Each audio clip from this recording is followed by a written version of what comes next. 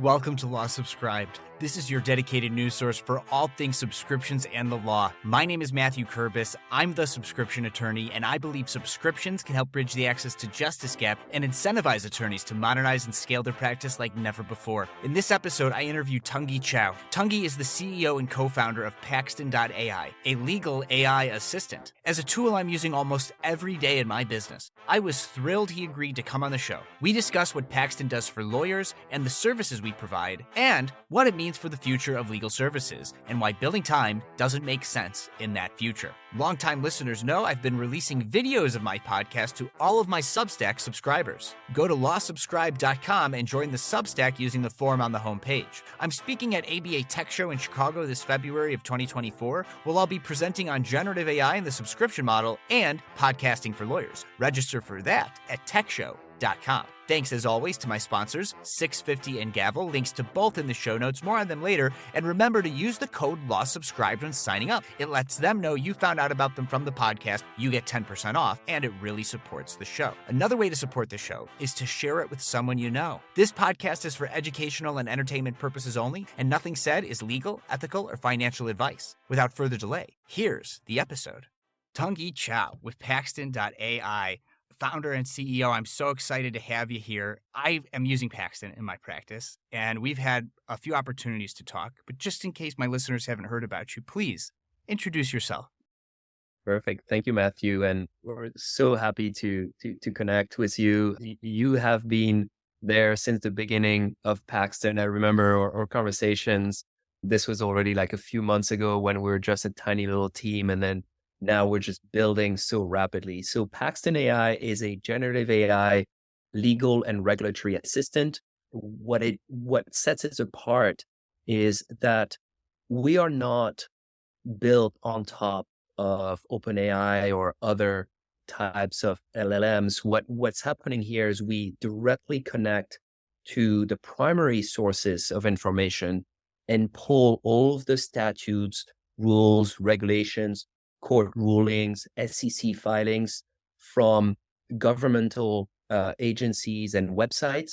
The body of knowledge now is close to about 150 million documents that are constantly being updated. And we use these public documents to train our own language models. And the result is that Paxton has a direct understanding of primary law, and then we're making our way down to understanding like secondary law as well. But, this is a long process for us.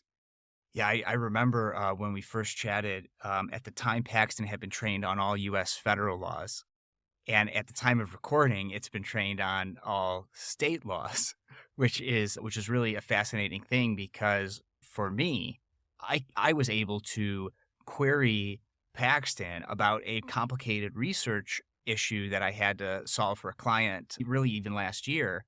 And some of these other AI platforms didn't quite get there without multiple different types of prompting and very particular prompts. And I just had to fall back on traditional legal research to get the right answer for sure. But Paxton got it like right away, which was unbelievable for me because also that wasn't what I was being told that the tool was necessarily made for, but it worked. And so it was sort of like a light bulb moment for me because I'm playing with all the AI tools out there. I've even also interviewed some other ones on the podcast, not live at the time of recording, but right away, like Paxton for me stood out as a super useful tool because you could also upload documents to it, and like your documents are the source of truth, are the data, are the facts that you could query Paxton about, which immediately, in my opinion, sort of set it apart. I'm curious to know, is my experience unique in that regard, or what have you heard from other lawyers and other users of your platform? Have they had similar type of experiences, and what have they been saying? Yeah, I think in a crowded legal AI environment, we really stand out. We really stand out because we're doing something that's extremely difficult. You're going to see a lot of tools that are like wrappers around like OpenAI, and that's, and it provides value on its own. The idea of collecting 150 million documents and then to train your own models. So Paxton understands like when you're writing like a motion to dismiss, it knows like what a motion to dismiss is supposed to look like, right?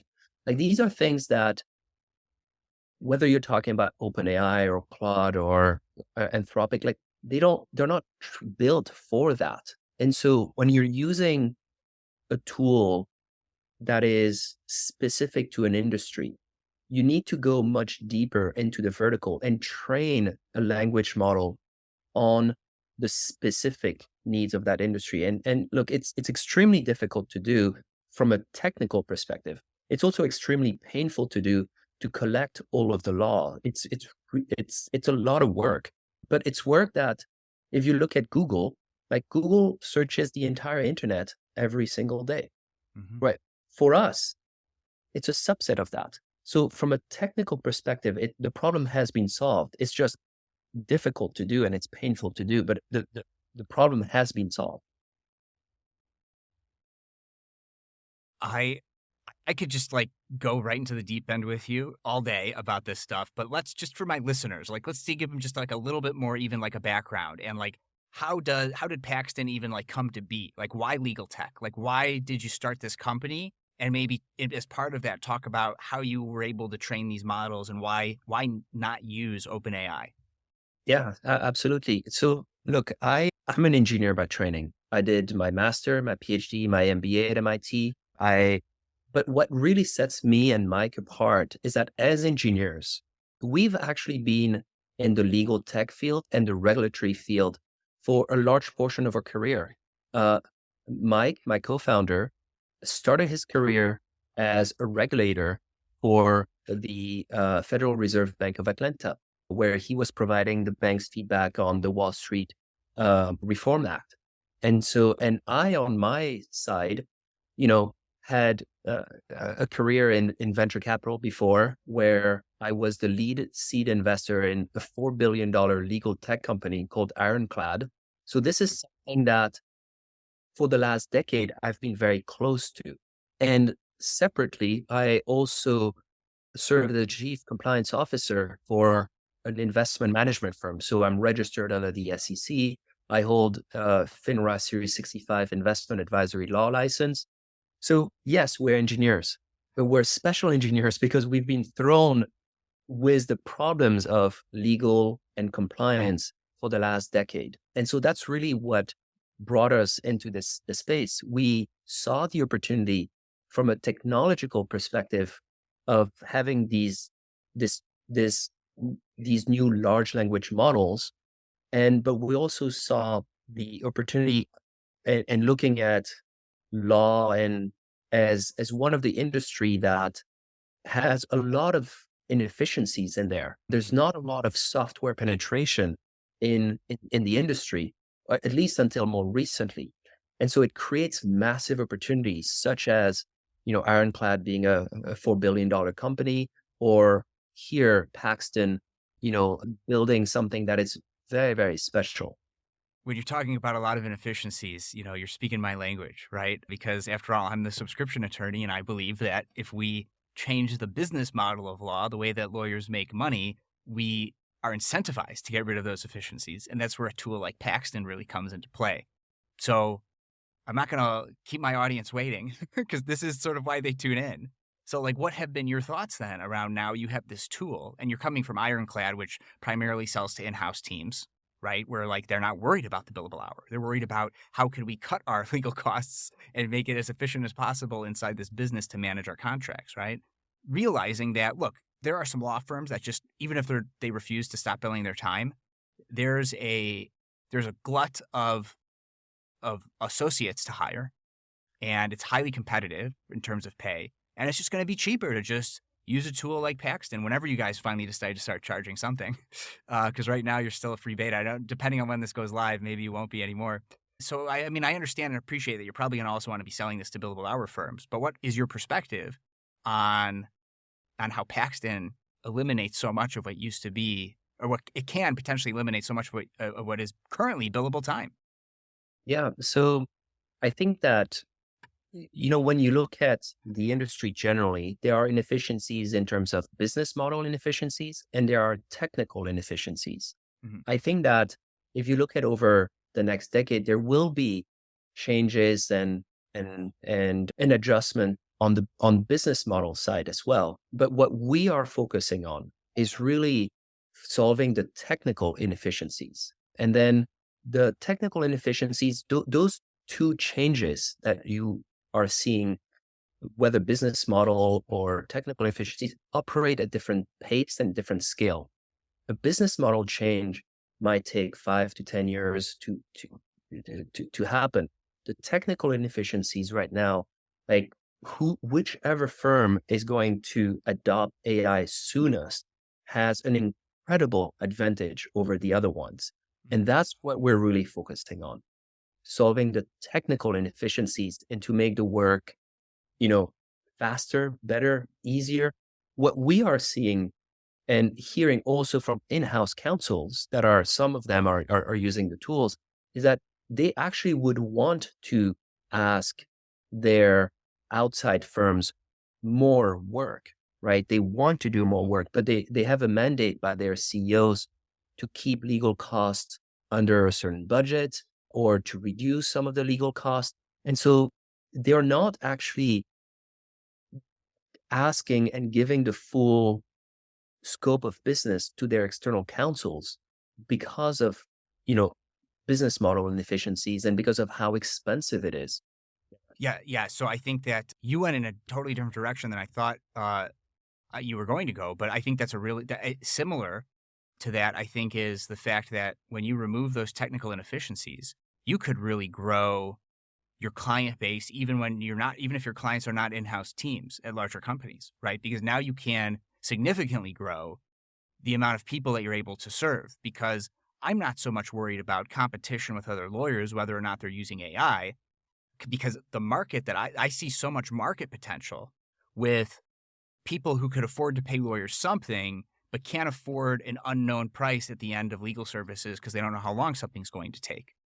But I think the point that you raised is a really important one, and I really want to now share this episode with some lawyer coaches who I know who help lawyers pitch themselves to in-house counsel teams or to CEOs, because they're like, well, hey, if we're not billing our time because we're using a tool like Paxton, now we could be super efficient. You could send us more work, and the subscription model would help keep that relationship in a virtuous cycle. Right? Because now they're giving more work. The lawyers are able to do it more quickly because they're incentivized to do it more quickly because they're not billing their time anymore. And a tool like Paxton sort of makes it a no-brainer. Have you seen anything else, like in the like as you've now been in this legal tech space, where you're seeing any other pushback from lawyers or other generative AI companies that are, or just AI companies in general in legal tech space that are, saying that the end of the billable hour is the end is nigh and it's soon to be over? Have you come across anything like that, or are you just so focused in on just building an excellent product that you haven't seen anything like that yet? Yeah, I mean, our focus as builders is really to get feedback from our users to understand how to make the product better, how to make it easier for people to adopt it. That's really is our focus, and we see that, and I think hopefully you see this in the evolution of Paxton over the last few months, at the pace at which we are building, and the advantage that we have being a small startup and saying like, look, we put the product out there, go on Paxton.AI, use it. You don't even need to have an account.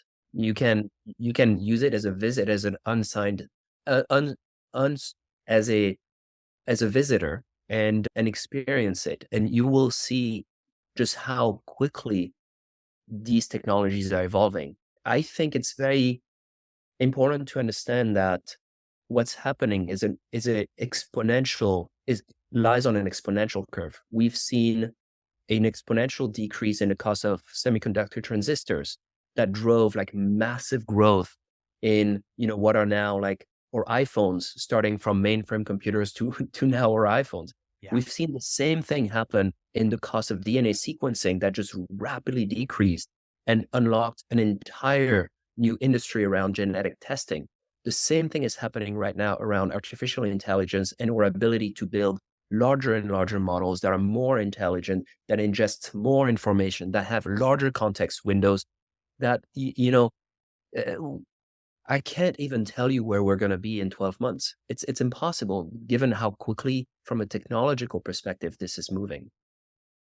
Yeah. It reminds like the exponential growth curve, right? I wish I was better prepared to give a specific example, but essentially, like how many times do you need to fold a piece of paper over, to double it in size, and it's less than you think to wrap around the whole world, and most of it is like in the last two or three folds that you do, right? Like it's like actually a lower number than you think because humans have trouble with exponential growth. So who knows? Like it could be next week that all of a sudden AI is sentient, right? Like, I mean, not, I don't think so, but the rate of change is pretty phenomenal. Have you found like your initial vision for the company that like you had to pivot from what you thought Paxton was going to be used for, and then when your users started using it, like you said, you're listening to your users. Like, like in what ways has your vision shifted, or were you more cemented in like, yes, this was our vision, and this is what the end users want? Yeah, so I mean, a startup always pivots. These are micro adjustments, constant micro adjustments. It's like sailing. You are constantly trimming the sail, right? When we set out originally, we were looking to build like a compliance solution, legal and regulatory compliance solution for specifically for in-house teams. And, so we started Paxton in that direction. But what we came to realize after many conversations is that there's so many more people that can benefit from this and that are faster to adopt and that are giving us feedback on, on a weekly basis. We now have, you know, thousands of lawyers that are using Paxton every single day. Yeah. And so our decision was, look, instead of getting tied down into long enterprise sales cycles, let's just put this tool and make it available to everyone. And what inspired us to do this and to push that adoption within the industry was is very similar to what happened with the adoption of cloud storage technologies over a decade ago, right? When Right. cloud storage became available, you had two different business models. You had Box, where you had to have like enterprise sales model, and then you had another MIT company named Dropbox, where you could go on the website, download it, test out the tool, and then you saw like the adoption was so much faster when you adopted a product-led growth and make the tool available to anyone that is wants to use it and wants to try it. And that's one big adjustment that we have made. But I think Right. that has allowed us to grow the number of users and to get rapid feedback, Right. which is really like how a startup company succeeds. It's like, how quickly do you get feedback on your product? How quickly do you iterate? And how short are your cycles? Right. So like, your Dropbox style company, like if you look at that playbook, right? So eventually, so those of us who are using Paxton now every day, eventually it'll be like, so many prompts, or maybe you can only upload and query so many documents. And then if you want to go past that, there'll be like a subscription pricing, sort of like what Dropbox is doing. Is that what's on the horizon for Paxton, do you think? Yeah, I think, as a business, we can only stay in business as long as we need to be able to generate revenues. Right. Like, we've closed a very significant round of financing, so we're good for a big chunk of time. But at some point, my investors are going to say, well, how do you turn this into something that is self-sustaining?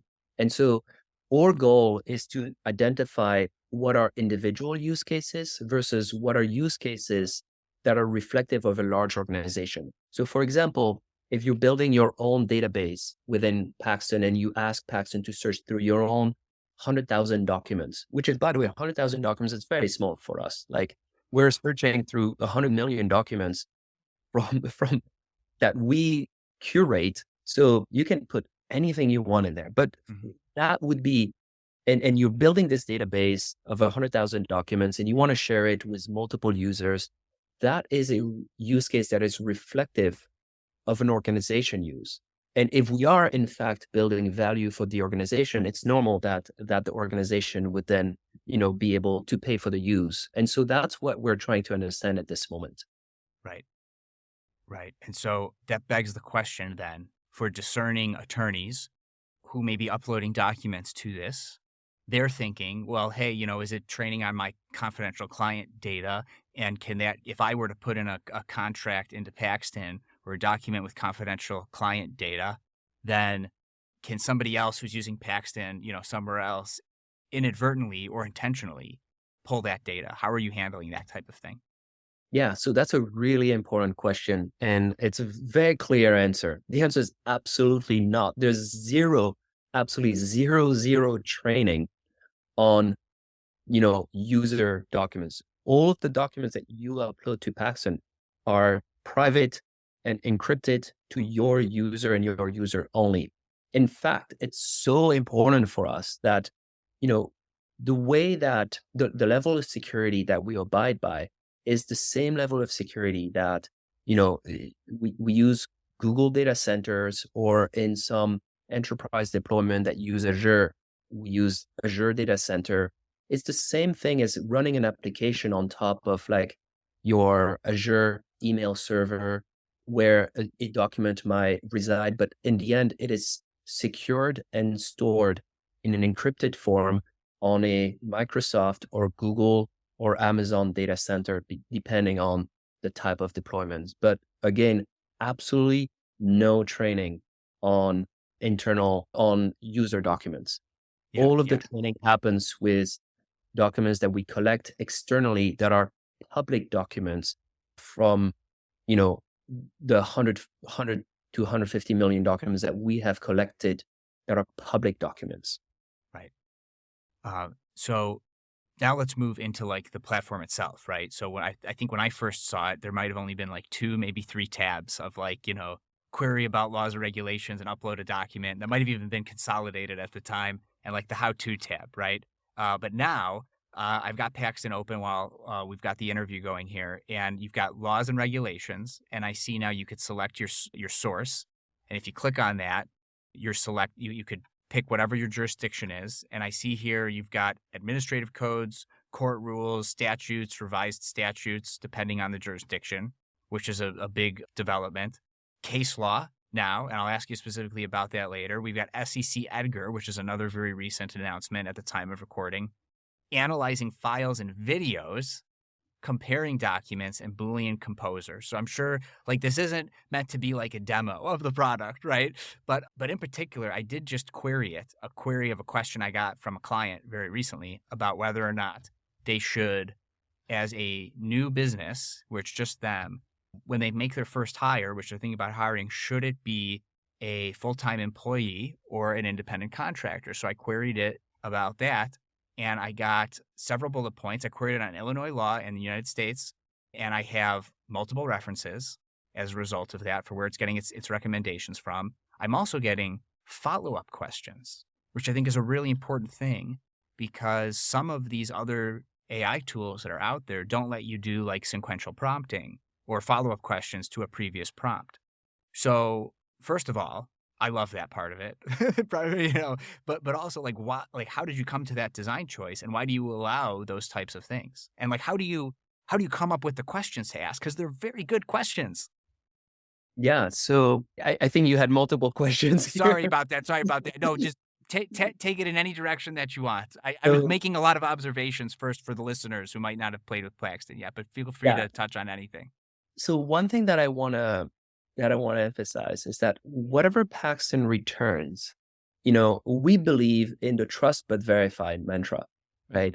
Whatever Paxton returns is every sentence or paragraph has a footnote where you can see which information and which document and which statutes Paxton used in order to provide its answer. So I think that's really important. And then from there, you can see the language and then click on the link and be taken directly to the source where the information came from. So you know that, one, this is not a hallucination, that it is in fact grounded in specific laws. And then two, that those laws are the most up to date statutes, rules, and regulations. So that's one thing. You also asked about the follow-up questions. And the reason why we had these follow-up questions is we realized that when people are adopting new AI tools, sometimes it's not clear what can you do with an AI system. And so we thought, okay, well, a follow-up question based on the query that was just asked and the knowledge that we have shows you like all of the things that you can do, that you can ask. And so that's where this feature came from.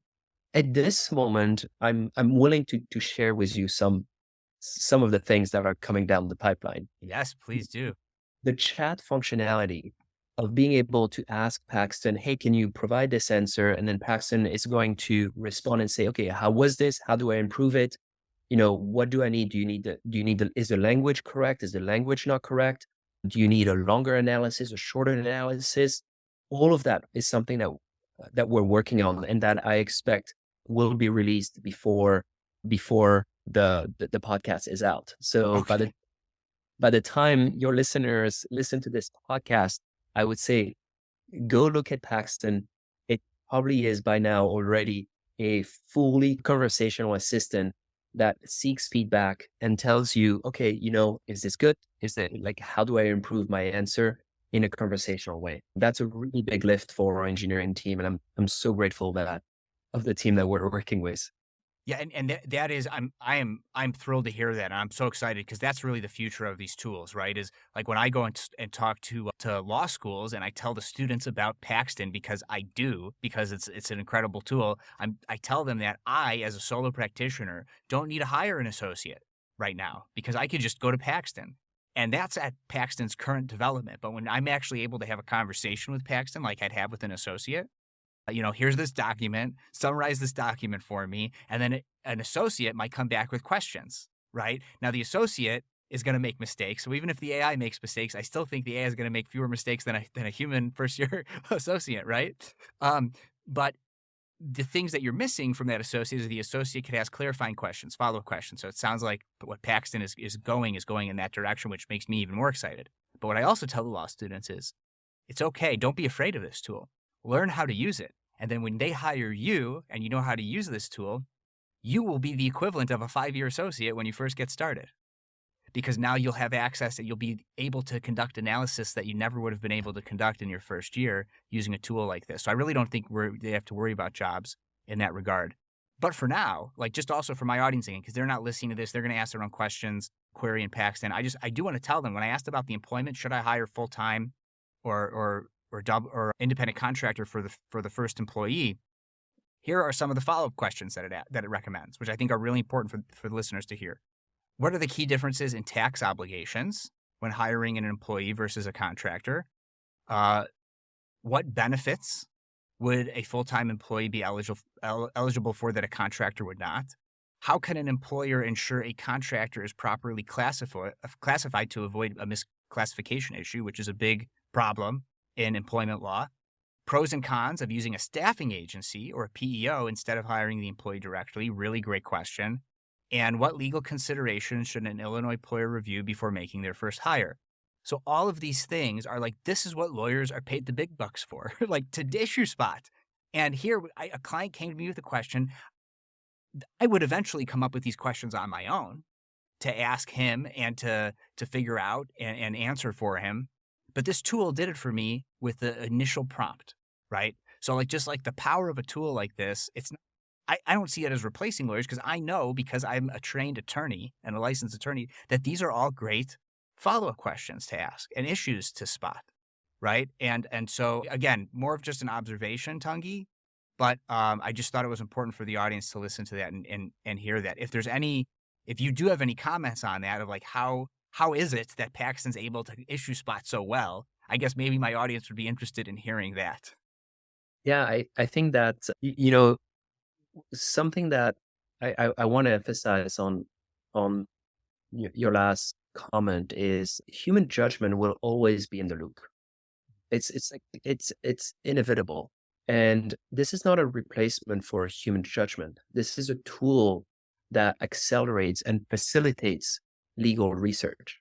And so, just like you can do legal research without using the internet, right? Like in the next 10 years, you will be able to do legal research the good old way if you want to.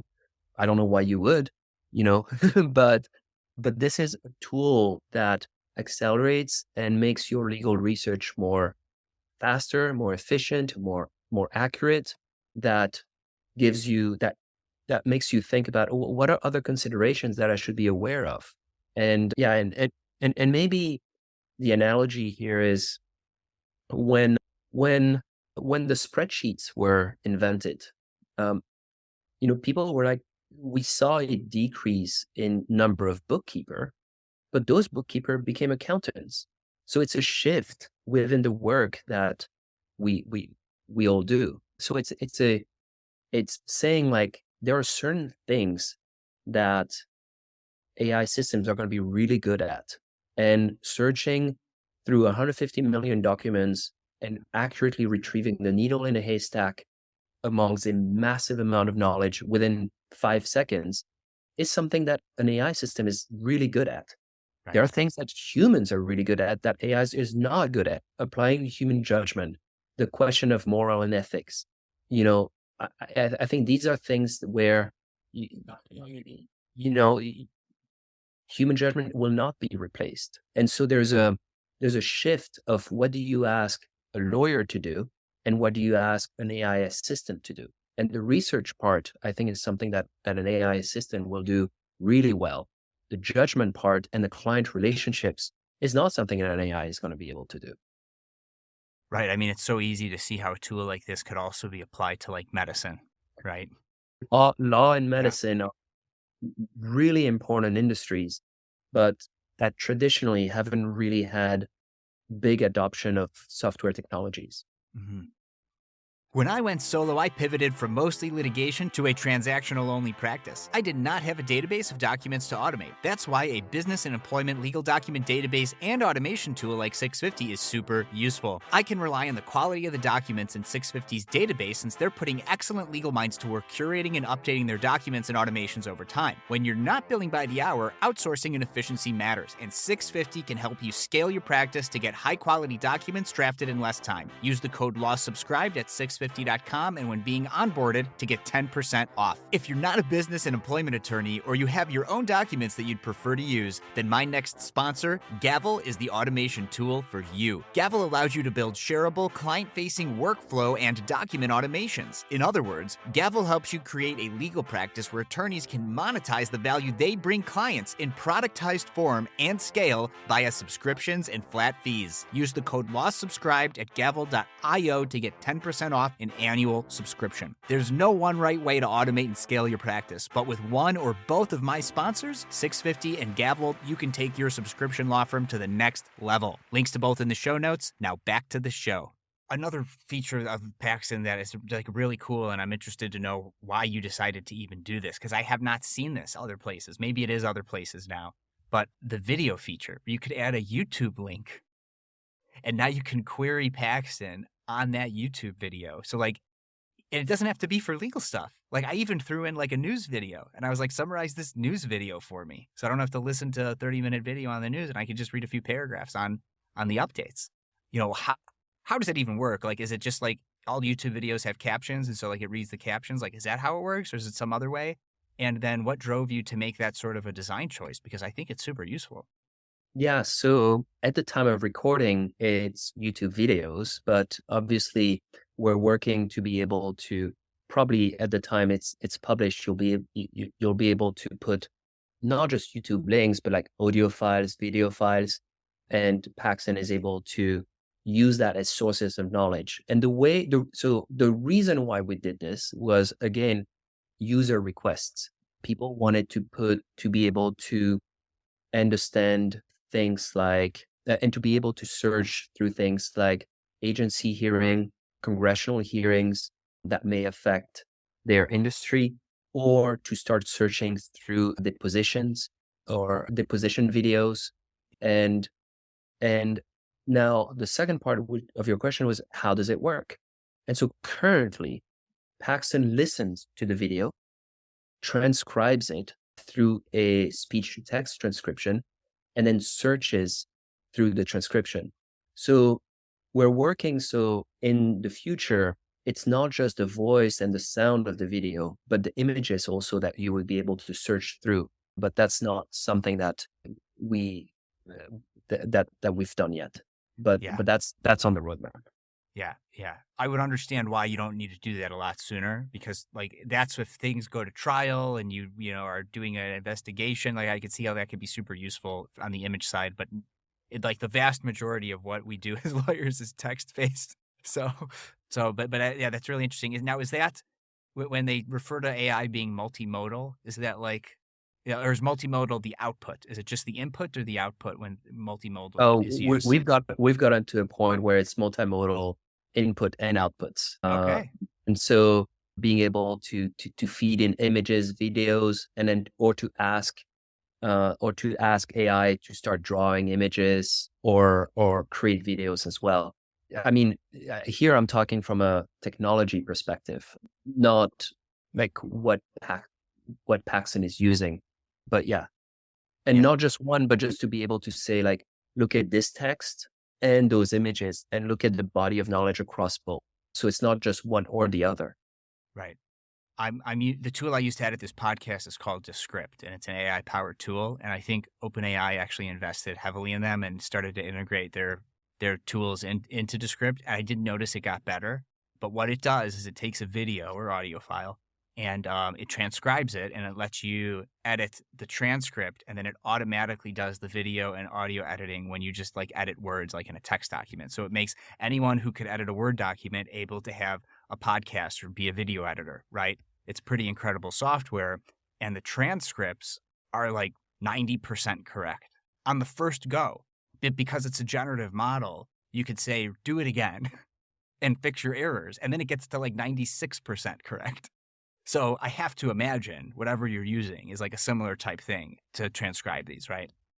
Yeah, that's right. And there continues to be improvements on speech to text transcription and things like that. But like it's so accurate. Like I know that there's like one generative AI tool that they're just like, we just do depositions. Mhm. But I guess Paxton kind of already does exactly what they're saying that their one thing is that they do. If you wanted to use Paxton in that way, right? Yeah, yeah. I think that at some point there will be some consolidation within the industry around like all of these tools that are popping up. And I think consolidation is going to happen like around the companies that have solved some of the biggest challenges and some of the biggest problem. And the reason why we started with legal research is because legal research is extremely difficult. It's extremely important, but it's also really difficult to do, to collect all of these documents and to create the body of knowledge. So that is not something that is easily replicated.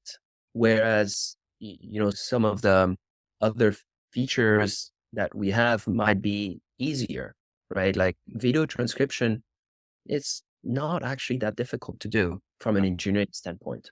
right. So I didn't care that much when I read about Paxton because it's not my practice area, but you've explained to me off interview that it's actually a really phenomenal thing. And that is the SEC Edgar integration.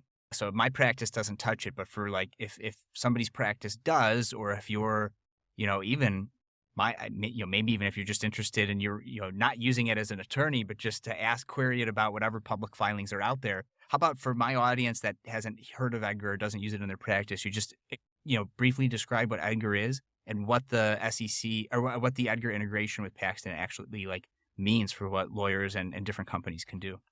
Yeah, absolutely. So Edgar is the database that the SEC maintains of all public regulatory filings to the SEC. And so there's enormous amounts of information there. It's millions and millions of documents. But some of the really important informations are all of the financial results and financial reporting of publicly traded companies, including their disclosures, including their financial performance. And so in the work that we're doing with a series of firms in the securities practice and capital market practices, they needed us to connect to this large database and be able to query things like, okay, what are the disclosure documents for franchise restaurant franchise owners, what are their typical risks? But in the process of doing this, we realize, oh my God, like we have all of this massive amount of information. And so you can go using Paxton and say, hey, let me look at Tesla and let's look at the last 2 years of Tesla. And please tell me, like, what are the unexpected risks that you would see within Tesla, or or summarize all of the financial performance over, the last 10 quarters of Tesla. Like Paxton is able to do all of that because the information is there and it's public information. Again, it's unbelievable how much information is publicly available and belongs to the public, but that is not indexed in by search engine and that is not ingested by large language models. And so we are little by little, we're just building these connectors, such as Edgar connector for our users. So Yeah. whether you are a securities lawyer, capital markets lawyer, or equity analyst, you can now have a large language model query in real time through all of the financial disclosures and regulatory filings for publicly traded and from publicly traded companies. Yeah, I mean, I'm looking at something right now. Like, I just looked up a publicly traded company that I know a family member works at. I won't say which one. And like seeing their documents, and look, it's just so outside of what I do that I remember I took a securities law class in law school, so like I kind of remember a Form 8K, but Hmm. not really, right? But that's the only one that stands out to me of all these different types of forms that have been submitted for this company. So I wouldn't even know where to start. And I think that that brings up the do not pay of it all, right? Of like right now, you don't need to be a lawyer. Like any Joe Schmo could sign up for Paxton and start querying it, right? But the subject matter expertise will simply be missing, right? And so, like, how are you handling though that kind of a thing? Like, I actually wouldn't mind. Like, personally, I'm a very different kind of lawyer. But personally, I wouldn't mind if like a client had been using a generative AI tool, maybe Paxton, maybe something else, to try to get started and educate themselves, maybe about a subject thing, and then come to me because it will maybe save time in the long run, right? So, but I understanding I might be in the minority there. How are you handling just everyday people signing up for Paxton and using it? Yeah, I mean, we absolutely want that. And as part of your users, we see regular individuals that are using this tool to do legal research, without saying too much. Like in some cases, it might be family law, it might be divorce, it might be, child custody. And it's very similar to like doing these searches and these queries in Google. Like it's not any different than that. Like the main difference that is really important to understand is that Paxton is not an attorney. Paxton is a research tool that is used by attorneys. So we make no claims of us being a robot lawyer or anything like that. It is a legal research tool, and the judgment of an attorney of a trained professional is absolutely necessary. Yeah, I mean, I could see so much potential here for lawyers to have a tool like Paxton that's also client facing, where instead of having to one on one interface with clients to get them down in a certain direction that might help them out, like I could imagine on Descript of all tools, like doing a screen share, showing them like how to upload a document and query it. Like, is this more in favor of me from company A or the company B who proposed this document, right? And at least like get some some questions answered from Paxton first, because frankly, that's probably where I'm going to go with it first. There's no reason my client couldn't start that on the front end, and then I come in and see what questions they've asked, and then follow up with it too, right? So like I almost see like the possibility of like as a subscription attorney offering, I mean, the subscription attorney, but there will be more, and there are a lot many. I just claim the title of like making like access to a tool like this, like a subscription benefit, like to our clients. So instead of them maybe having to sign up for like what random person will sign up for Westlaw or Lexus? Nobody, right?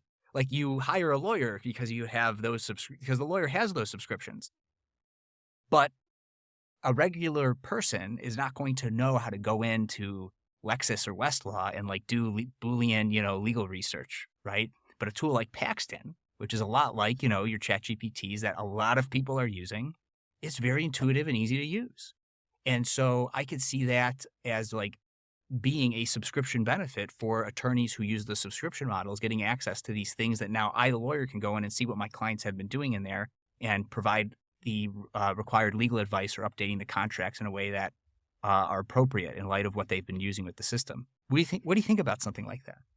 Yeah, it's interesting. I had not thought of it, but it's certainly it's a certain it's a certain way in which it can drive value for attorneys, for users, and for me, it's about putting a tool out there helps people. And I mean, I use it all the time, right? Like we had talked about, me trying to understand, like talking about like a speeding ticket or something like that, Right, and right. being able to understand like what are the rulings that are made there, what are past judgments, and so whether it's this or I had shared as well, trying to make improvements to our home and searching through municipal code for the Department of Planning and Permits, and having this super powerful tool that has access to all of the ordinances with the Planning Commission, and being able to search through thousands of pages of documents and be able to use that myself. And so obviously I'm building a tool that where I find use for it myself. So yeah. Yeah, yeah, and of course that's known as dog fooding or eating your own dog food. If you at the company are using your own tool, right? It's like everyone at Calendly schedules meetings with prospective users using Calendly, right? They better, you know. Yes. So yeah, I mean it's a fascinating product. I mean, I could talk about it all day and all the potentials, right? Like there could, I imagine every village manager for like a small town but with like a code of municipal ordinances that would, if you printed it out on paper, would be bigger than the town. Would love a tool like this to just for administrative purposes, let alone the people who want to make changes to their homes, right? Uh, but it does like it really for me and like why I'm having you on the podcast is because when you talk about it like that, it shows me that why if lawyers are billing their time, little things like that, no one's ever going to hire a lawyer for. Right? Like no one's ever going to hire a lawyer to ask about a municipal code thing for building a house because that's already expensive. What are you going to pay $500 an hour to do something like that or a traffic ticket? But if you have all the law at your fingertips, you don't have to go to a law library, and it's all right there. I mean, the law should be open source. Like I mean, I'm just thinking of this off the top of my head, but maybe there needs to be like a government version of Paxton because it's already been trained on all the laws where like now one of your clients is the US government where like now it's a, access to justice type, access to legal information type space that is, in part funded maybe by taxpayer dollars that every person gets access to if they go into a courthouse because they need to, have a hearing, on a traffic thing that they've never heard of. You can't get enough pro bono lawyers to sit there, but a tool like Paxton, that's not like do not pay saying we're your robot lawyers. It's just like we are a resource for you like that. I feel like we kind of need something like that. Have you thought about anything like that or in the pro bono space? Yeah, I think a lot in analogies. And the analogy that I have here is when I was doing my doctorate at MIT, there's something that happened in scientific research where we used to have to pay very expensive subscription in order to access publications of scientific research that were paid for by tax dollars, right? And so you're saying like, what I don't understand, like this is scientific research that is paid for by tax dollars. The authors are publishing an article. Why do I have to pay this really large amount of money to a publisher in order to access something that is paid for by the public? And I find the similarity just very, very much so with the law, where, the publishing of law or the creation of new laws is paid for by tax dollars, but it's not available to most people and it's very difficult to obtain, but yet it influences our everyday lives. And so it's really important for us it, to make this available. And that's why we have taken an approach of saying, like, look, you don't need an enterprise subscription. You can just go on Paxton. You can start using it and benefit from it. And my my commitment is that there's always going to be a tier where you can have and use Paxton for free in order to benefit from that. And then from there, then we justify other paying motions, but it's really important for us to be able to make a big portion of the law available to anyone and make it Yeah. easy. Yeah. It also makes me think I'm having an interview tomorrow with Natalie Knowlton of Access to Justice Ventures. And Mhm. I wonder if there's like opportunity there. So I'll have to tell her about Paxton if she hasn't heard of you guys yet and see, because they're all about, I mean, it's called Access to A2J Ventures. So even if that's just a side project of Paxton, I see so much potential there.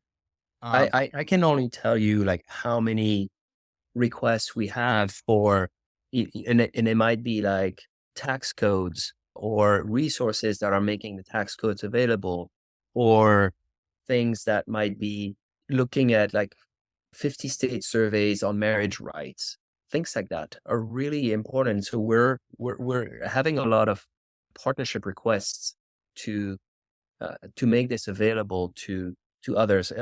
Other things might be immigration case, right? Like where the law is really important and should be accessible to all, almost on a pro bono basis.